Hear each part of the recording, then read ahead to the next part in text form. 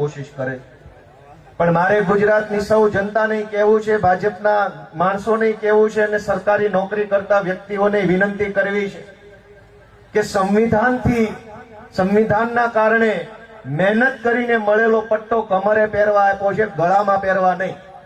જે લોકો ટોમીની જેમ ગળામાં પટ્ટો પહેરી લેશે એનો પટ્ટો તો કાઢવો જ પડે એમ છે। પટ્ટા કમરે પહેરવા માટેના છે, કમરે પહેરો, ટાઈટ ઉભારો, છાતી કાઢીને લડો, અમે તમારી સાથે છીએ, અમારી તમને સેલ્યુટ છે। પણ કમરનો પટ્ટો કમરેથી કાઢી હર્ષ સંઘવીના ટોમી બની જશો ગળામાં પટ્ટા પહેરીને તો પટ્ટા ઉતરશે ને ઉતરશે। ટોમીના ગળામાં પટ્ટો નહીં રહેવા દઈએ। જેના કમરે પટ્ટા હશે, જેની કમર સીધી હશે, જેની છાતી ચોડી હશે એની અમે સાથે છીએ। પણ ઘણા અધિકારીઓને હર્ષ સંઘવીના ટોમી બની ગળામાં પટ્ટા પહેરી પ્રમોશનો જોતા છે। અમે આપશું તમને પ્રમોશન 2027માં સીધું સાબરમતીમાં। અમને બધી ખબર પડે છે, એક જ ઝાટકે સહી કરીને સાબરમતીમાં પ્રમોશન, આખું એક કોટડી જ અલગ બનાવવાની છે પ્રમોશનની, ટોમી કોટડી।